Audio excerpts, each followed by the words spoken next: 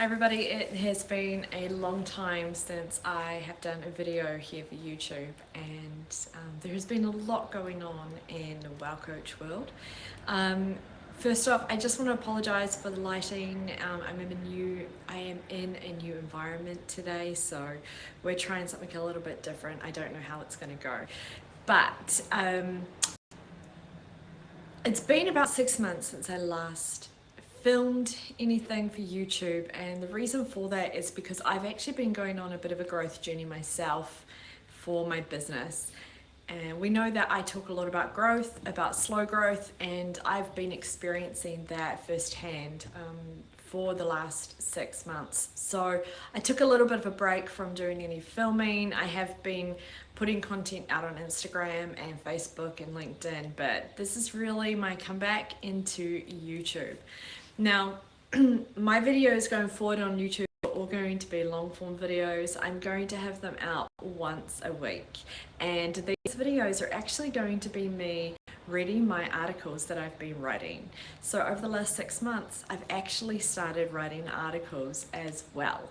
So once a week, and it may be a Monday, it may be a Tuesday, Wednesday, Thursday, Friday, I don't know what day yet, but once a week I'm actually going to be releasing my videos of me reading to you my articles, my YouTube viewers, because you may not actually follow me on my other platforms, but sometimes I feel that just hearing what's written, actually spoken out, it can resonate with people in such a different way when you hear the tone of the writer who actually wrote the media. So, without further ado, I'm going to actually start reading my very first article. Now, I do have this on a screen here, you can see this. So I am going to be looking down from time to time to read it. I don't know it off the top of my head. Please just apologize, and if you like what you hear at the end of this, please like and subscribe, follow along. You can find me on Instagram, you can find me on Facebook, you can find me on LinkedIn if you are on any of those platforms as well. Margaret Clark, WOW Coach. If you if you have any comments, commentary about this article that I've written, please feel free to add your comments below. I do like to reach out and reply if people make comments, so yeah, feel free to do that. Okay, let's get into this first article.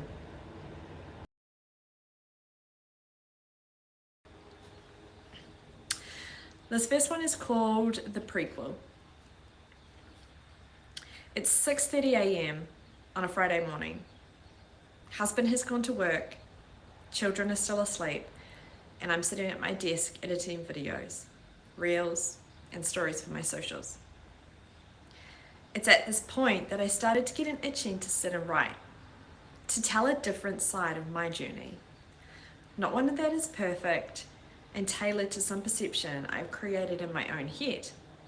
That is what everyone else wants to read or see or even hear. But instead one that is real, honest, dare I say vulnerable. Of course, with boundaries. You don't need to see all. And just me. My whole life, I knew that I was different from everyone else in my family. Generations on my dad's side of farmers had come before me. In fact, that was how my story started. The oldest child and only girl to third generation farmers.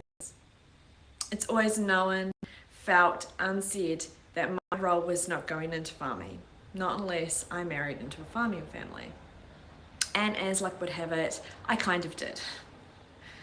So by the time I left home at the ripe old age of 17, I thought I had a plan for what my next journey would look like. Boy, was I wrong. I suffered with homesickness, with feelings of being alone brought on through childhood trauma. That's not a tale for this though. With general unease about what I was doing, whether I was doing the right thing. That first year was really tough for me. And while I watched friends get support from family, I found a job and I paid my way through uni. I shouldn't act like it was all doom and gloom though. wasn't. I met some fantastic new people, and these are people who would teach me the ins and outs of city life. You have to remember, I was a country girl through and through, and a trip to town was only for groceries once a month. I learned how to look for the best places to live. I experienced parties, clubbing, flat meals. It was a new and exciting experience for me. And it was also the first time that I met the love of my life, the person that I chose and that chose me. But it was also a time in my life where I experienced how different people can be in a working environment. And by that, I mean management. During my uni years, I took a retail job, something that I really had no skills for. Growing up as a farm kid, you listened to your elders, you did what they said. If a cow was having a bad day, she would just kick you, you would scold her. But in retail, if a customer was having a bad day, you just had to take it. The saying was always, the customer is always right, even if they weren't. During my first 5 years at that job, I also learned what I did and I didn't like in a boss. My first boss was wonderful, a kind, reasonable auntie. She taught us and made sure we learned everything every day. I really enjoyed my first 2 years working with her. But my next boss, what can I say? Out of all the managers that I've ever had, he was the worst. When things were going good, things were great. When he was having a bad day, you better stay out of his way. I didn't learn much from him except for one thing. I hated performance reviews and receiving feedback. That's not strange though, because lots of people don't like performance reviews and feedback. But when you stop and turn on the curiosity, there has to be a reason, right? For me, it was simple. Performance reviews at that time were used to praise you for a good job. At least, not by this boss. Oh, sorry. Performance reviews at that time were not used to praise you for a good job. At least, not by this boss. Instead, they were used to bring you down. Every 6 months, I would sit in a room for 45 minutes and he would point out every mistake I'd ever made. There was never any good feedback. I always left those sessions in tears. And curiously, I stayed at that job, but after 1.5 years, my boss changed for the better. My new manager, he was amazing, who told me feedback was a gift. He helped me set goals, figure out what I wanted to do. He was the person who supported my decision to forge into a different role in a different company. I will always be grateful for those 5 years in retail because it taught me many lessons. Number 1, always show kindness, even on the hardest days. Number 2, the customer may think they are always right, but sometimes a listening ear and a voice of calmness is all they need. Number 3, not all feedback needs to be taken on board. It's a gift to keep what you want. Number 4, real managers and leaders are the ones who support you on your journey, teach when needed, keep the bad stuff away, and don't sweat the small stuff. And last of all, number 5, retail was not for me. But that's not to say that one day I won't end up there again, but for now, it's not for me. Leaving retail brought me back to the dairy industry, and I finished uni and decided that my conjoint degree was not worth it, the teaching part at least, but a BA would take me far. My first role was back in the dairy industry, was in the contact centre. Working on phones with farmers was a job I really enjoyed. My manager was wonderful, and she was the first person to help me recognise that I had trauma I needed to deal with.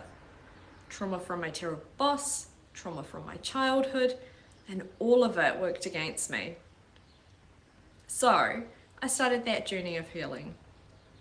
During this period of 3 years, I also started to take more notice of different leaders or managers around the business, how they spoke to people, how they treated people, just if they were generally kind.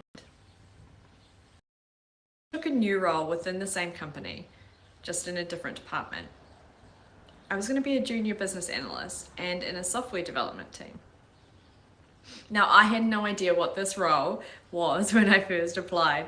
In fact, I don't really think I worked it out until about 4 months later. The team I was in was new to their agile journey. They ran plenty of stand-ups, elaborations, and all the other good stuff, and I ended up just going along for the ride. Of course, though, 6 weeks into the job, I found out I was pregnant with our eldest daughter, and what a ride that was. Dealing with fantastic morning sickness while trying to learn a new job was not the easiest, but the team was awesome, super supportive. So many of them were actually parents, so they shared a lot of their knowledge. But because I had started a new role and I was less than 12 months in, I actually couldn't qualify for holiday pay. So when my maternity leave came up, I had a final paycheck and then 12 weeks of maternity leave once our daughter was born. My husband was the main breadwinner, and at that time he was making $1,000 a week. On top of those groceries, power, gas rates, we had a fortnightly mortgage payment of $2,000. So during those 8 months when I took leave, they were some of the most stressful during that period of time. I was going to originally take a year off, but I had to go back early because my husband's wage and my salary, we earned too much to get any working for family support. And that first year of my daughter's life, I felt so much guilt. I was trying to be the best wife, the best mum, the best BA I could be, and honestly, I was headed for burnout. Somehow I just kept going. Back then, I was told to just learn to cope, and boy was I. Our second daughter was born when our eldest was 14 months old, but she was born at 26 weeks and 4 days, and this was a new kind of trauma. My husband and I leaned on each other so much during those 4 days she was alive. The amount of people that came to her funeral surprised us. Her life and her subsequent death gave my husband and I so many gifts. And so to this day, 14 years later, we always take a day off work, no phones, and we celebrate her birthday and her day of passing. 2 weeks after her death, though, I started back at work part-time for 6 weeks. And I was lucky enough to be working with a team who were so understanding. My boss, she was trying really hard, but she'd never been through loss the way that I was. And the best thing anyone ever did during that period was give me a hug and say, let's go get lunch. Between our daughter, workmates, my husband, and I started to heal. And not long after, we found out we were pregnant with daughter number 3. When she arrived in 2013, I'd been working hard to build my skills as a BA, and at the same time, it was on my journey to understand agility and agile ways of working, including Scrum Mastery. In fact, it was around this time I started to read Coaching Agile Teams, and to this day, when I work with a team, that book is my Bible, so to speak. I was also on a journey of finding my strengths. I was still a BA, and at that time, all teams were set with 2 BAs, 4 developers, and 2 test analysts. The team I was in was down to 1 BA. I was only just keeping my head above water. 2 little kids in full-time care, working full-time, getting up early to work, and get everything done for the team. I was a martyr. I wasn't even coping at this point, I was just surviving. Mum guilt was constant. I felt guilty to my husband, I felt guilty to my colleagues. I was living on 4 hours sleep a day, but I wasn't really living. That period was my first foray into burnout. And I say first because burnout has hit me again later in life in my career. At this time, there wasn't actually much support for staff who were burning out. So I had to take time off work and use my holiday leave. I didn't really understand burnout at that time. I had no name for it. In fact, I didn't even have any tools to support myself, but somehow I managed to. The most difficult thing for me during this period of burnout was not having a coach. And it wasn't until many years later that I understood the power and support a coach can give someone going through burnout. Around 2017, I was given the opportunity to work with my first ever professional coach. The first of 4 coaches I have had during my journey. The first of 4 coaches I've had during my journey, excluding myself, of course. During this period, I was working a lot with senior leaders in the business, and I was on a journey of trying to understand who I wanted to be when I grew up. The kids were still young, both at school, but still young. I knew I needed to make a change to be more present in their lives, to find ways that worked for me and were more sustainable. I just didn't have the answers. I didn't know how to find them. My coach at that time helped me. She was the first person to help me understand my purpose, what anchored me. She helped me understand the person who inspired me, my papa. And she was the person who introduced me to Brené Brown. I remember reading the book she recommended to me. I purchased it at the bookstore, waited until a Saturday morning, told my husband I was not getting out of bed until I had read that book. In fact, I read it twice that day and cried so much. That book was Braving the Wilderness, and I have lent it out to so many people that I've had the joy of walking beside on their journeys. Reading that book was a start for me. I watched Brené's TED Talks from there.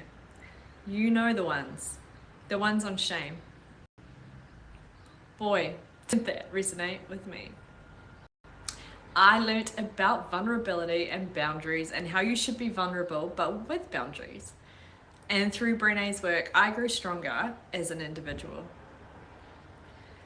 It was after 6 sessions with my coach, because that was all the company paid for at the time, that I started to really look at Scrum Mastery in a new light. But now it was the end of 2018, and not only had I been introduced to Brené Brown and her magic, but Simon Sinek became part of my watching. Find your why. Sounds simple, right?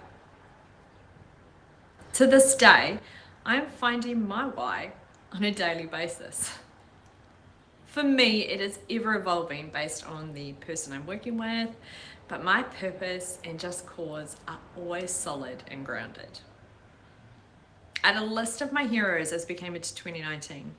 Lisa Atkins, Brené Brown, Simon Sinek, a strong trio. And then I met my second coach, and she helped me grow my Scrum Master skills and introduced me to many more people. Jimmy Janlin, Roman Pilcher, Victor Cezanne, Esther Derby. A few who I've had the pleasure to meet in person, and many more. She helped me understand visions, missions, strategies, and she helped me understand what true servant leadership is. That and Simon Sinek's little book of leadership greatness. Highly recommend it. Another that I've learned out to so many people that I've worked with over the years. Around this time, my purpose was really solidifying, and I knew that no matter what, working with people in a supportive way was what I wanted. I had no idea what that would look like, but the thought bubble for what is now Wow Coach came about back in 2019. Fast forward to 2020, the first of what was to be a few tricky years of the global pandemic we refer to as COVID-19. I remember talking to my nana on the phone one time during that period. She had just turned 80 and she's now 86 at the time of writing this. I remember her asking me how I was finding being home with the family, and I remember exactly what I told her. I love it. I love my family, and I love how close this has made us. We all sat around the table. My husband and I would go to the bedroom if we had to take calls for work, but we tag teamed on that. I would have 3 hours in the morning and then work with the girls on schoolwork, and he would do the same in the afternoon. Our local supermarkets opened at 6 a.m, so once a fortnight I would go do the grocery shop at 6 a.m. when it was quiet and there were no lines. We played games, we built Play-Doh creations, we baked heaps but not bread, and we just loved being together. In fact, when lockdown ended and we had to go back to work and school, I hated it. And still to this day, my favourite times are when we are all together, which is crazy because I've been writing this for a while now and have found inspiration to continue on a solo trip to New Plymouth. Anyway, it was during this time that I also realised I needed to find a new job. COVID gave me space to discover more passion for working with people and not for people. That was a really important lesson for me. So I made the decision after a harrowing meeting at work in late 2020 that my tenure was coming to an end. I went home and I talked about it with hubby, and we decided I would look for a new job in January 2021. As luck would have it, November 2020, I had an ex-manager, one I had a huge amount of respect for, reach out and offer me a contract Scrum Master role at a telecommunications company. And I'm going to be honest, contract work was not something I'd ever contemplated. I'd worked with many contractors in my years and they all left a bad taste in my mouth. But again, I talked to my husband. We looked at the pros, the cons, we decided why not. So I signed up. And what that did was end my 14-year tenure at my second professional working job. February 2021, I started what would be an interesting role. Interesting because I was not called a Scrum Master, I was called a capability coach, and agility was not something we talked about at all. That was also the year my autoimmune illness decided to rear its ugly head. And I can say what a journey that was. But what made it so much easier was that the company I had been contracted with was happy with my work prior, that they didn't want to end my contract and instead insisted we hit pause until I was able to return to work. 2021 was the year my resilience took a hit, but I had my strategies, my purpose, my heroes, my lessons, and at the end of 2021, a new coach. This time I worked on my personal values, my ikigai, and really understanding my why a bit more. And what my 4 years contracting at this company gave me was so many chances to experience coaching people. At least 3 people I coached during this time, my time there, have now gone into new and exciting roles either within the company or somewhere else. One other was my inspiration for starting Well Coach. When my contract came to an end in early March 2025, I'd had enough working for others. I knew I didn't want full-time work. I wanted to do my own thing. I took a good few months to do some healing, including childhood trauma. We all have it here, it's just different flavors. And once again, I talked to my husband about the pros and cons of starting a business. And once again, he supported me as he has every day since we started dating in 2002. Wow Coach became real. It was no longer a thought bubble, but something tangible. And so the new journey has begun. The one to learn about content creation, having an online presence, something that I have been struggling with. The worry about money is real. The worry about finding paying clients is real, but the journey has started. And the people in my life who get to see it all in its natural chaos, they are the biggest and best supporters anyone can ask for. So, that is my story. The story of Margaret Clark Well Coach. And if you want to hear more, reach out.